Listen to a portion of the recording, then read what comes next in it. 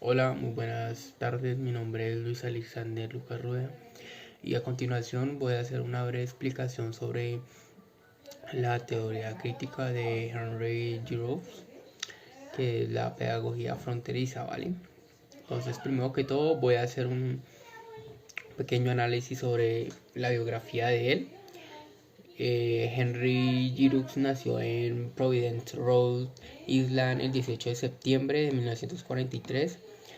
Es hijo de inmigrantes canadienses en Estados Unidos. Su licenciatura la realizó en la Universidad de Maine, recibió el grado de maestría en la Universidad Estatal Appalachian y obtuvo el doctorado en la Universidad de Carnegie Mellon en el año 1997. De los años 1968 a 1975 trabajó como maestro de historia en una secundaria en Barrington, Rhode Island. Vale, de la pedagogía fronteriza, esta se nutre básicamente de dos fuentes teóricas, las cuales fueron el posmodernismo crítico y la pedagogía crítica, ya que el primero plantea la necesidad de territorializar el plano de la comprensión cultural dominante y pues en consecuencia el rechazo de la idea de un sujeto unificado y racional. Para ello, esto se propone como una estrategia central de la crítica de todas las formas de representaciones y significados que reclaman un estatus trascendental y transhistórico. La pedagogía crítica ve en la educación como una práctica política, social y cultural. A la vez, esta se plantea como objetivos centrales el cuestionamiento de las formas de subordinación eh, que crean pues mezquindades, el rechazo a las relaciones de salón de clases que pues, descartan la diferencia y el rechazo a la subordinación del propósito de la escolarización a consideraciones económicas. También la conjunción de estas dos fuentes teóricas permitieron a Henry Greenough formular su planteamiento de la pedagogía fronteriza o pedagogía a los límites.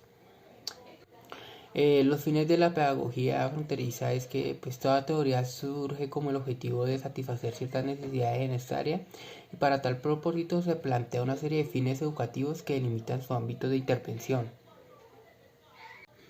La pedagogía fronteriza también establece como fines educativos centrales desarrollar formas de transgresión a partir de las cuales pues, sea posible desafiar y redimir los límites existentes. También desarrollar condiciones en las que los estudiantes puedan leer y escribir dentro y en contra de los códigos culturales existentes. Crear espacios para producir nuevas formas de conocimiento en tanto subjetividad e identidad. Para lograr sus objetivos acentúa el lenguaje de lo político al examinar cómo las instituciones, el conocimiento y las relaciones sociales se inscriben en el poder de manera distinta. Pero pues también examina el lenguaje de lo ético para comprender cómo las relaciones sociales y los espacios desarrollan juicios que exigen y conforman diferentes modos de respuesta al otro. También pues el contenido educativo en la pedagogía fronteriza es que reconoce el conocimiento y las capacidades como sus principales contenidos educativos, siempre y cuando permitan o generen las oportunidades de armar ruido, de ser irreverentes y vibrantes. En este sentido, el conocimiento, las destrezas y los valores se convierten en contenidos educativos necesarios para que el alumno pueda negociar de manera crítica los límites culturales que le ofrece a la sociedad y en consecuencia para proceder a transformar el mundo en que vive.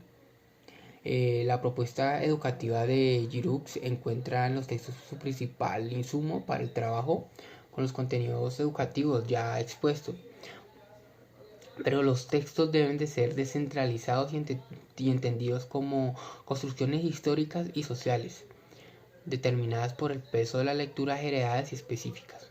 Los textos se pueden leer enfocándose en la manera en que diferentes públicos pudieron responder a ellos, destacando así las posibilidades de leer contra, dentro y fuera de los límites establecidos.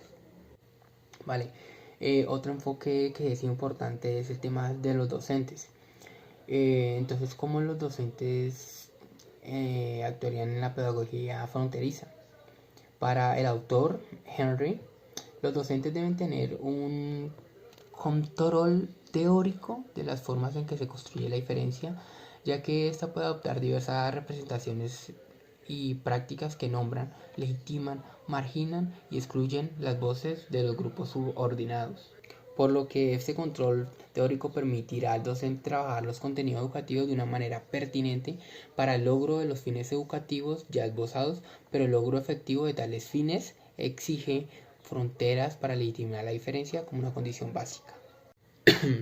Por otro lado, los alumnos con la pedagogía fronteriza, conforme a la perspectiva de la pedagogía fronteriza, el alumno se debe concebir como el que cruza fronteras, como gente que entra y sale de los límites construidos en torno a coordenadas de diferencia y poder. Para tal fin debe ser capaz de escribir, hablar y escuchar en un lenguaje en que el significado se haga múltiples acentos, sea disperso y se resista a ser permanentes. Las diferentes narraciones que los estudiantes de todos los grupos traen consigo a clases necesitan ser cuestionadas por sus ausencias, lo mismo que por sus contradicciones, pero también entendidas como algo más que una simple mirada de historias diferentes. Tienen que ser reconocidas como forjadas en relaciones de oposición a las estructuras dominantes de poder, ya que la validez de una teoría prescriptiva de carácter educativo, sea pedagógica o didáctica, se realiza al contrastarla con la realidad que se deriva de su aplicación en contextos específicos. La aplicabilidad de una teoría reflejada en sus múltiples experiencias da la posibilidad de reconocer su potencial para la transformación de la práctica educativa. Estas experiencias permiten, por una parte, afirmar que las posibilidades reales de una pedagogía fronteriza en el campo educativo, pero pues por otra parte proporcionan una muestra de los retos que implicaría para un pedagogo crítico la aplicación de los postulados de una pedagogía fronteriza, y que pues sintetiza en las siguientes frases que quizás es un buen momento para que empecemos a pensar juntos sobre la diversidad y la discriminación que conlleva. Creo que hay que definir si uno está a favor de la diversidad o si lo que se pretende es homogeneizar para que se desaparezca.